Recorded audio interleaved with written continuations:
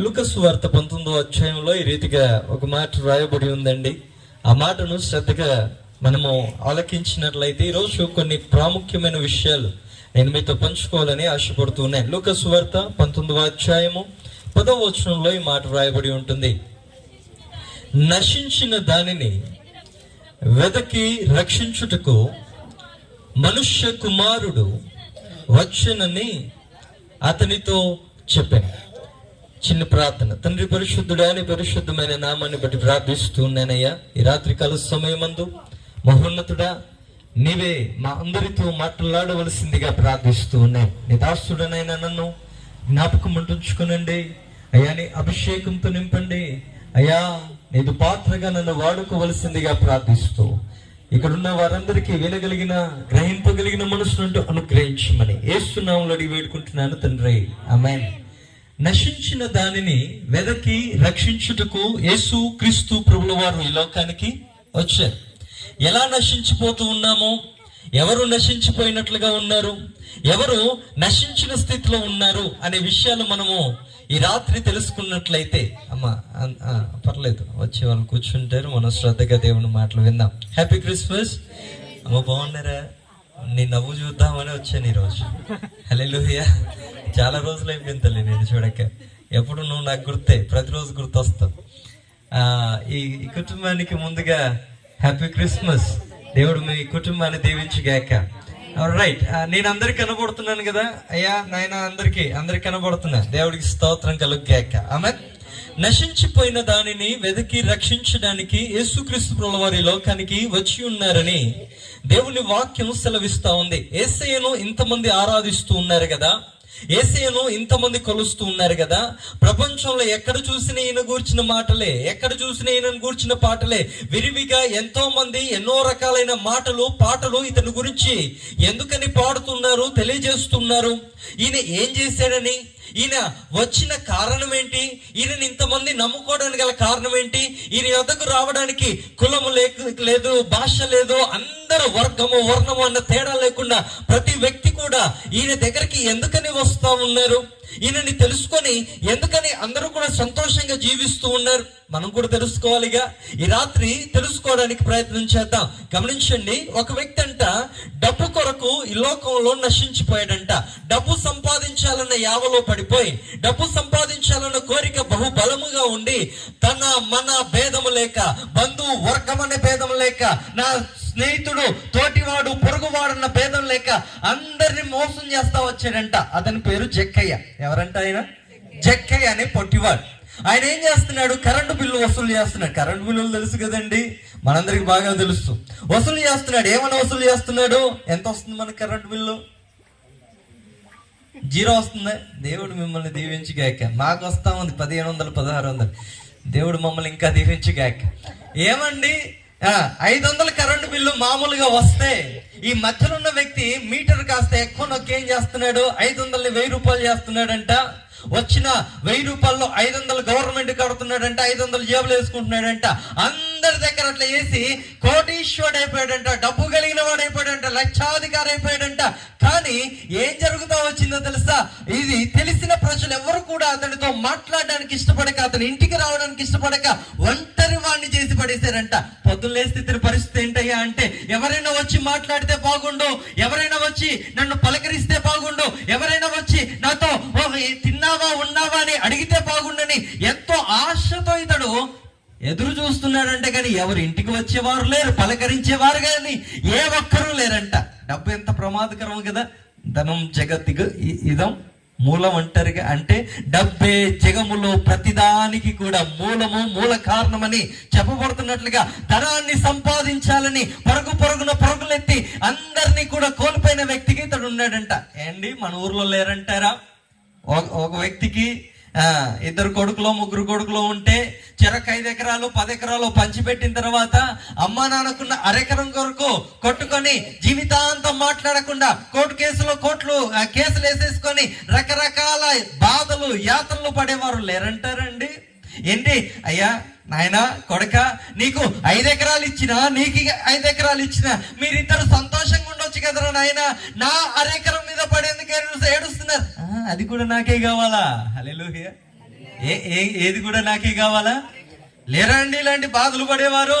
అయ్యో, ఉన్న దాంట్లో సంతోషించకుండా చేస్తుంది డబ్బు, ఉన్న దాంట్లో నిన్ను సంతృప్తిగా బ్రతకకుండా చేస్తా ఉంటుంది డబ్బు. అందుకే డబ్బు ఆశించి అనేకులు కూడా నశించిపోతా ఉంటే వారందరినీ కూడా రక్షించడానికి యేసయ్య ఈ లోకానికి వచ్చాడంట. ఆమేన్, హల్లెలూయా. ఈ ఫోన్లో ఉండి భలే విచిత్రమైన యాప్స్ ఉంటాయి. నువ్వు 10 రూపాయలు పెట్టు 100 రూపాయలు వస్తాయని ఆశ చూపెడతారు. ఏంటి 10 రూపాయలు పెట్టు, కష్టపడకుండా డబ్బులు వస్తాయంటే నమ్మే వాళ్ళు ఎవరైనా ఉన్నారా? బోల్డ్ మంది ఉన్నారు. ఇదిగో ఎప్పుడు ఫోన్లు పట్టుకొని చూస్తూనే ఉంటారు, కడుతూనే ఉంటారు, డబ్బులు వేస్తూనే ఉంటారు. 10 రూపాయలు పోతుంది, 20 రూపాయలు పోతుంది, 50 రూపాయలు పోతుంది, 100 రూపాయలు పోతుంది. ఎన్ని పోతాయి తెలుసా? 1,00,000 రూపాయలు పోతుంది, 2 లక్షలు పోతుంది. అన్ని కలిపి ఒకేసారి వస్తాయని వేస్తూనే ఉంటారు. ఆశ చావదుగా. ఆశ చావక ఏం చేస్తా ఉంటారు తెలుసా? సంపాదన అంతా కూడా దాంట్లో పెడుతూనే ఉంటారు, సంపాదన అంతా కూడా అందులో వేస్తూనే ఉంటారు. మొత్తానికి ఏమవుతుందో తెలుసా? నగలు, బంగారం సమస్తాన్ని అమ్మి, ఇల్లు అమ్మి, అన్ని రకాలుగా అమ్మేసి సర్వనాశనం అయిపోయేవారు బోల్డ్ మంది ఉన్నారు. మొన్నే నేను విన్నాను, ఎన్ని లక్షలు పోగొట్టాడంట అంటే 65 లక్షలు పోగొట్టాడంట. ఎన్ని లక్షలండి? 65 లక్షలు. ఒక ఆయన 29 లక్షలు. ఎన్ని లక్షలు? అమ్మా నాన్న దగ్గరికి పోయి ఎడితే పొలం, ఇల్లు అన్ని అమ్మినా కూడా బాకీ తీర్పలేని పరిస్థితిలో ఉంటే ఉరేసుకుని చచ్చిపోయాడంట మనిషి. హల్లెలూయా. ఎంత దారుణమైన స్థితిగతిలో కదా. ధనము అనేకులు కూడా ఈడ్చి పడేస్తా ఉంటే, డబ్బు సంపాదన ధ్యేయంగా అనేకులు కూడా బంధాలని తెగొట్టుకుంటా ఉంటే, మనుషులతో స్నేహాన్ని తెగొట్టుకుంటా ఉంటే, మనుషుల ముఖాన్ని చూడక గడప తొక్కక అనేకులు కూడా పగలు కక్షలు అనేకమైన వాటిని సాధిస్తా ఉంటే, యేసుక్రీస్తు ప్రభువు వారు నశించిన స్థితిలో ఉన్న నిన్ను తిరిగి రక్షించడానికి, నీవు కోల్పోయిన బంధాలని తిరిగి నీకు కలపడానికి, మరలా నీలో నూతన సంతోషాన్ని నీకు అనుగ్రహించడానికి ఈ లోకానికి దిగి వచ్చి ఉన్నాడు. ఆమేన్. గట్టిగా చప్పట్లు కొట్టి దేవుని నామాన్ని మహిమపరుచుదామా. అనేకులు అనుకుంటా ఉంటారు, యేసే దగ్గరకు వెళ్తే ఏమవుతురా, ఏం దొరుకుతుందిరా, వీళ్ళకి ఎక్కడి నుండి డబ్బులు వస్తాయి కనుక ఇంత సంతోషంగా. ఎక్కడి నుండి డబ్బులు రావు. మాకున్నదల్లా ఒకే ఒకటి, యేసేను కలిగిన పరలోకపు సంతోషము. మేము ఆయనను కలిగి ఉన్నాము గనక నిర్భయంగా జీవించగలుగుతున్నాము. ఆయనను కలిగి ఉన్నాము గనక ఎలాంటి భయం లేకుండా, బెదురు లేకుండా, బెరుకు లేకుండా బ్రతకగలుగుతూ ఉన్నాము. క్రీస్తు యేసును కలిగిన మేమందరము కూడా ధన్యులుగా మార్చబడతా ఉన్నాము. హల్లెలూయా. హల్లెలూయా. మా యాదగిరి అంకుల్ నమ్ముకుంటే అనుకున్నారంటే చాలా మంది అప్పుడప్పుడు అంటే వీళ్ళింటి కారు వేసుకొని వస్తారు కాబట్టి వాళ్ళు సూట్ కేసులు పట్టుకొని, అంకుల్ అంతేనా? ఒక్కనాడన్నే ఎవరిచ్చి పోకబాయే మనకి. మీకు ఏకబాయ, మాకు ఏకబాయ. హల్లెలూయా. కానీ ఒకటి మాత్రం మాకు ఇచ్చారు. ఏమి ఇచ్చారో తెలుసా? ఒకటి మాత్రం ఇచ్చారు. ఏనాడు కూడా మా నుండి దొంగిలించబడని సంతోషాన్ని యేసయ్య ఈ లోకానికి వచ్చి మాకు అనుగ్రహించాడు. ఆమేన్. నమ్మిన వారు గట్టిగా చప్పట్లు కొట్టి దేవుని నామమును మహిమపరుస్తారా? ధనము కంటే ప్రాముఖ్యమైనది ఏంటో తెలుసా? సంతోషము. ధనము కంటే ప్రాముఖ్యమైనది ఏంటో తెలుసా? నెమ్మది. ధనము కంటే ప్రాముఖ్యమైనది ఏంటో తెలుసా? బంధము, బాంధవ్యము ధనము కంటే ప్రాముఖ్యమైనది. డబ్బులు కలిగిన వారు బోళ్ళ మంది, అందరి కలిగి లేని వారు ఎంతో మంది. కోటాను కోట్ల డబ్బులున్నా కూడా అవి ఎటు పోతాయో తెలియదు, అవి ఏమైపోతాయో తెలియదు.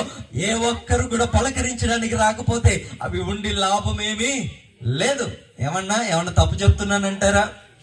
మీకంటే ఎక్కువ నాకేం తెలుసు అని ఇక్కడ చెప్పట్లే, కానీ అందరం అనుభవిస్తున్న విషయాలే చెప్తా ఉన్నాను. ఇంకొకరికి సినిమా పిచ్చి. ఎంతమందికి అండి సినిమా పిచ్చి? ఒక ఆయన, నేను మొన్న ట్రైన్లో వెళ్తా ఉంటే ఒక ఆయన నాకు తారసపడ్డాడు.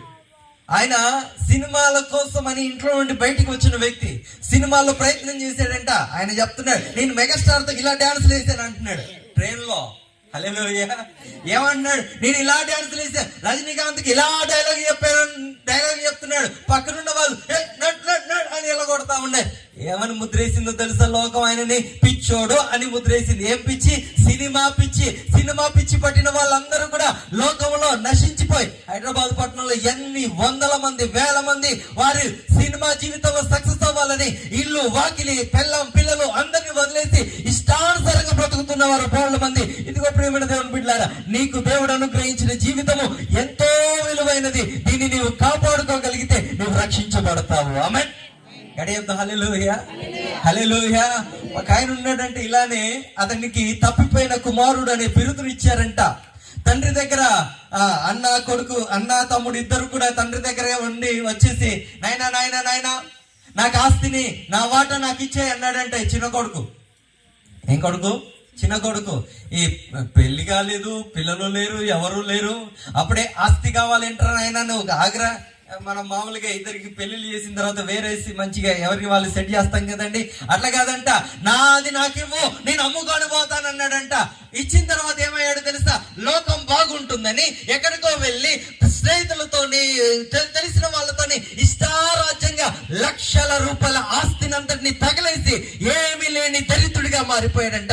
లోకము లోకము ఆకర్షిస్తుంది, ఆగం చేస్తుంది. లేరా అండి? బోళ్ళు మంది కదా, చాలా మంది వినరానైనా, భూమిని కాపాడుకోరానైనా, ఆస్తిని కూడబెట్టుకోరానైనా, మంచిగా ఉండరానైనా అంటే నీకేం తెలుసు? నువ్వు ముసలానివి, నీకేం తెలుసు? నీకు పిచ్చి పట్టింది.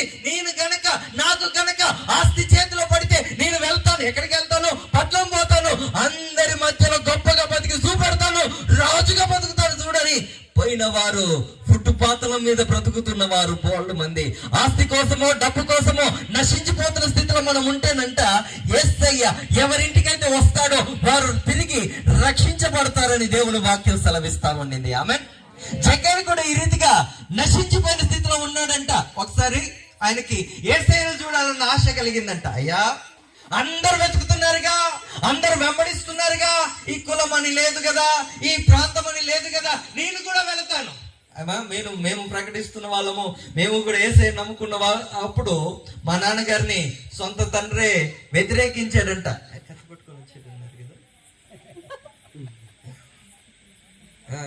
ఎప్పుడంట దేవుని సేవ చేస్తానంటే మా తాతయ్య, ఎట్ట చేస్తారు నువ్వు, మనమేంది, మన కులం ఏంది, మన దాంట్లో ఎవరైనా నమ్ముకున్నారా, మనం అసలు మేరోళ్ళం, అందరికి బట్టలు కుట్టేటోళ్ళం, ఏంట్రా నువ్వు ఏం చేస్తున్నావు అని సచ్చిన సత్తాను కానీ యేసయ్యను నమ్ముకొని బతుకుతానని ఎంతో మంది జీవితాలు వెలిగించాడు ప్రభు కొరకు మా నాన్నగారు. హల్లెలూయా, గడియద్దు హల్లెలూయా. ఈయనని నమ్ముకున్న వాళ్ళకి ఏ కులం లేదు కదా, ఏ ప్రాంతం లేదు కదా, ఎలాంటి భేదాభిప్రాయాలు లేవు కదా, అది హెచ్చు తగ్గులు లేవు కదా, ఆస్తి ఉన్నవాడే రావాలని లేక ఆస్తి లేనివాడే రావాలన్న తేడాలు ఏమి లేవు కదా అని జక్కయ్య కూడా ఆశ పుట్టిందంట. నేను కూడా వెళ్ళి చూస్తే నాతో నేను కోల్పోయిన సంతోషం తిరిగి పొందుకుంటానేమో నన్న ఆశ పుట్టి వెళ్ళాడంట. యేసయ్యను చూడాలని వెళితే పొట్టివాడు కదండి, చూడలేకపోతే ఒక ఆలోచన వచ్చిందంట. మనం కనపడకపోతే ఏమవుతుంది? షట్టెక్తంగా ఆయన కూడా షెట్ ఎక్కి చూస్తున్నాడంట. చెట్టు ఎక్కి యేసయ్య ఎక్కడున్నాడో చూద్దాం, యేసయ్య ఎక్కడున్నాడో చూద్దాం అని చెట్టు మీద నుండి చూస్తా ఉంటే యేసయ్య రానే వచ్చాడు. ఆ దారి గుండా వచ్చేసి చెట్టు దగ్గర ఆగి చెట్టు పైకి చూసి, జక్కయ్య త్వరగా దిగిరా అంటే ఉలిక్కిపడ్డాడంట. నా పేరు నీకెట్ట తెలుసయ్యా? నీవేదో నిన్ను చూద్దామని వచ్చా, కానీ నా గురించి నీకంటే తెలుసు. ఇక్కడున్న వారందరూ కూడా ఇక్కడికి వచ్చారు కదండి. ఇక్కడ ఏదో క్రిస్మస్ పండుగ జరుగుతూ ఉండింది, మా వాళ్ళు పిలిచారు కాబట్టి మేము వచ్చాము. ఇదిగో వచ్చిన వారందరి గురించి ఈ దేవాది దేవుడికి తెలుసు. ఎందుకంటే నిన్ను నన్ను కన్నది, నిన్ను నన్ను సృష్టించింది ఈ దేవుడే గనక. హల్లెలూయా. ఈ దేవుడు నీ గురించిన బాధలన్నీ తెలుసు, ఈ దేవుడికి నీ గురించిన కష్టాలన్నీ తెలుసు, ఈ దేవుడికి నీ సంతోషాలన్నీ తెలుసు, నీవు నలిగిపోతున్న విధానము కూడా ఈ దేవుడికి తెలుసు. యేసయ్య దగ్గరికి జక్కయ్య వచ్చినట్లుగా యేసయ్యను చూడాలన్న ఆశతో జక్కయ్య ఎలా అయితే వచ్చాడో, నీవు ఆయన దగ్గరికి ఆశతో వస్తే నీ ఇంటికి రావడానికి ఆయన సంసిద్ధంగా ఉన్నాడు ఈ రాత్రి. Amen. Hallelujah. Happy happy Christmas. ప్రకటన వారికి చెప్తారు happy Christmas, happy happy Christmas. సంతోషంగా మీరు నవ్వుతే బాగుంటారని చెప్పండి ఒకసారి. మీరు నవ్వుతే బాగుంటారని చెప్పండి. అబ్బాబా ఎంత బాగున్నారండి, ఎంత బాగున్నారండి. హల్లెలూయా. మీరు ఫోన్ చూడకుండా మమ్మల్ని చూస్తే ఎంతో బాగుంటుందని చెప్పండి ఒకసారి. అంతే. హల్లెలూయా, హల్లెలూయా. ఈ జక్కయ్య అనుకున్నాడంట, ఉలికి పడిపోయాడు. అమ్మో, ఈయనకి నా పేరెట్టా తెలుసు, ఎట్టా తెలుసు? నిన్ను పుట్టించడానికి నీ గురించి తెలవదా? నువ్వు పడుతున్న బాధ తెలవదా? నీ కొడుకు నిన్ను తిట్టిన తిట్టులు తెలవదా? నువ్వు ఏడుస్తూ రోధిస్తున్న విధానము నా దేవుడికి తెలవదా? సమస్తము ఎరిగిన వాడిని మేము ఆరాధిస్తా ఉన్నాము. ఆయన పేరే సజీవుడగు యేసు క్రీస్తు ప్రభువు. ఆమేన్. ఆయన గురించి, ఆయనకి నీ గురించి అన్ని తెలుసు. ఆయనకి జక్కయ్య గురించి సమస్తము తెలుసు. వెంటనే ఆయన వైపు చూసి, జక్కయ్య త్వరగా దిగిరా, నీతో మాట్లాడడం మాత్రమే కాదు నీ ఇంటిలోనికి వస్తానన్నాడంట. ఎంత భాగ్యమో, ఈయన మా ఇంటికి కూడా వస్తాడా? మేము కూడా నమ్ముకోవచ్చా? ఆయన దగ్గరికి పోతే ఏమైందో? మేము నమ్ముకోవచ్చా? ఆయన మా ఇంటికి వస్తాడా? వస్తాడు. ఆశ కలిగిన వారందరి ఇంటిలోనికి ఆయన రావడానికి ఈ లోకానికి వచ్చాడు ఆయన. ఆమేన్. మనసులో నువ్వు ప్రార్థన చేసిన నీతోనే ఉంటాడు ఆయన. హల్లెలూయా. నువ్వు చెప్పకుండా మనసులో కొలుసుకున్న, ఆరాధించిన, మొక్కుకున్న ఆయన నీ దగ్గరికి వస్తాడు, నిలుస్తాడు, నీ బాధ వింటాడు, నీ సమస్య నుండి నీకు విడుదల కలగజేస్తాడు, నీ కన్నీళ్లను ఆయన తుడుస్తాడు. ఆయన నువ్వు ఎప్పుడు తలుచుకున్నా నీకు ప్రత్యక్షమయ్యే దేవుడిగా ఉన్నాడు. ఆమేన్. హల్లెలూయా. కొంతమందికి బయట ఒప్పుకోవడానికి ఇష్టంగా లేకపోయినా లోపల మాత్రం మొక్కుకోవడానికి ఇష్టంగా ఉంటది. వారి హృదయాల్ని కూడా చూసి వారి కష్టాలు కూడా తీర్చే దేవుడిగా ఈ దేవాది దేవుడు ఉన్నాడు. హల్లెలూయా. ఎవరు బాధపడవలసిన పనిలా, ఎవరు భయపడవలసిన పనిలా జక్కయ్య ఇంటికి వస్తాననగానే రానాయన సంతోషం. ఇంకా అయ్యో గొప్ప సంతోషం నాయన, ఏదో నేను చూద్దామని వచ్చినా గానీ నా ఇంటికి వస్తానంటే నాకు అబ్బా పరమానందం అని గంతులు వేస్తా చెట్టు దిగాడంట. యేసయ్యని ఇంటికి తీసుకుపోతా ఉన్నాడంట. యేసయ్యని ఇంటికి తీసుకుపోతా ఉంటే ఏం జరిగిందో తెలుసా? అక్కడ దాకా వచ్చిన ప్రజలందరూ కూడా ఒక్కసారిగా ఆగిపోయారంట. ఏ ఒక్కరు కూడా ముందుకు అడుగు వేయట్లా. జక్కయ్యతో పాటు యేసయ్య మాత్రమే నడుస్తా ఉన్నారు. ఆయన శిష్యులు ఉన్నట్లుగా ఉన్నారు. అందరూ ఆగిపోయారు. ఒక్కరు కూడా రావట్లేదంట జక్కయ్య ఇంటికి. జక్కయ్య బాధపడిపోతా ఉన్నాడంట. అయ్యా, ఇదే అయ్యా నా సమస్య. నాకు డబ్బు లేదా అంటే ఉంది, నాకు పేరు లేదా అంటే ఉంది, నాకు అన్ని వస్తువులు లేవా అంటే ఉన్నాయి, సొంత ఇల్లు లేదా అంటే ఉంది, అన్నీ ఉన్నాయి, కానీ నా ఇంటికి ఎవ్వరు రావడానికి ఇష్టపడట్లా. ఏ ఒక్కరు రావడానికి ఇష్టపడని ఈ ఇంటికి నువ్వు మొట్టమొదటిసారిగా వస్తానని చెప్పావయ్యా, నేను నీకు కృతజ్ఞుడై ఉంటానయ్యా అని అనుకుంటూ ఉండగానే యేసయ్య ఇంట్లో అడుగు పెట్టాడంట. యేసయ్య ఇంట్లో ఎప్పుడైతే అడుగు పెట్టాడో జక్కయ్యకి ఒక్కసారిగా మనసు మారిపోయిందంట. తన తప్పేంటో తనకు తెలియవచ్చిందంట. హల్లెలూయా. అంతవరకు ఏమనుకున్నాడు తెలుసా? నేను నశించిపోతున్నాను, ఈ డబ్బు నన్ను మోసం చేస్తుంది, ఈ డబ్బు నన్ను అందరికి దూరం చేస్తా ఉండింది. ఈ ఆలోచన ఏది లేకుండా ఇష్టానుసారంగా సంపాదిస్తూ కోట్లు కూడా పెట్టాడు కదండి. ఆ కోట్లు కూడా ఇవ్వలేని సంతోషము యేసయ్య ఒక్కసారి ఆ ఇంట్లో అడుగు పెట్టగానే వెంటనే దొరికిందంట.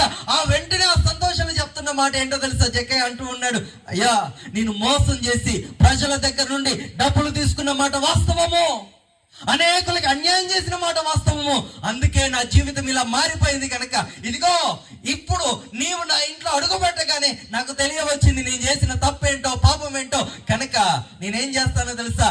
ఇదిగో పలానా వ్యక్తి దగ్గర నేను ఒక్కంత తీసుకున్నానుగా, 100 రూపాయలు తీసుకున్నానుగా, ఇప్పుడు తిరిగి 400 రూపాయలు ఇచ్చేస్తాను. నాకు ఈ అన్యాయం వద్దయ్యా, నాకు ఈ మనశ్శాంతి లేని జీవితం వద్దయ్యా, నాకు ఈ కన్నీళ్ళ జీవితం నాకు వద్దయ్యా, వాళ్ళ కన్నీళ్లు నేను తినలేకపోతున్నాను నాయన అని దేవుని దగ్గర పశ్చాత్తాపపడి అందరి డబ్బులు 4 చెల్లించాడంట. వెంటనే అతడు ఇన్ని రోజులు పడుతున్న బాధంతా తొలగిపోయి అందరూ అతడితో మాట్లాడటం మొదలు పెట్టారంట. హల్లెలూయా. హల్లెలూయా. చప్పట్లు కొట్టి దేవుని నామాన్ని మహిమపరుచుదామా. చాలా మంది అనుకుంటున్న మాట ఏంటో తెలుసా? యేసయ్య దగ్గరికి వస్తే ఏమో నవ్వుతేమో, ఏమవుతుందో తెలుసా? నీవు కోల్పోయిన మనశ్శాంతి నీకు తిరిగి వస్తుంది. ఆమేన్. హల్లెలూయా. యేసయ్య దగ్గరికి వస్తే ఏమవుతుందో తెలుసా? నీవు ఎప్పుడు కూడా నవ్వలే. కొద్దిమంది ఉంటారండి, ఎంత నవ్వమన్నా నవ్వరు. ఎలా ఉంటారో తెలుసు? కొంచెం నవ్వు, చెక్కులు గుళ్ళు పెట్టుకో నువ్వు, నేనైతే ఇట్నే ఉంటా. ఏమ్మా ఎందుకు అట్లా ఉంటున్నావు? అయ్యా ఎందుకు అట్లా ఉంటున్నావు? నా బాధలు నీకేం తెలుసు? నా స్థితిలో ఉంటే నీకు తెలుసు. ఓర్ని సలగుండా ప్రపంచంలో ఉన్న వాళ్ళు అందరూ అట్నే అనుకుంటారుగా. ప్రపంచంలో ఎక్కడ లేని బాధలని నీకే ఉన్నట్టుగా నువ్వు వేడుతున్నట్టయితే ఒక్క మాట సెలవిస్తా ఉన్నాను. ఎన్నైనా మన మనుషుల పుట్టాము కనుక మనిషికి వచ్చిన కష్టాలన్నీ మనకు వస్తాయి, తప్పేమీ లేదు. కానీ ఇన్ని కష్టాలు వచ్చినా కూడా నువ్వు బెదరక అదరక నెమ్మదిగా మనశ్శాంతిగా సంతోషంగా బ్రతకాలంటే మాత్రం యేసయ్యని ఇంట్లో అడుగు పెట్టి తీరవలసిందే. ఆమేన్.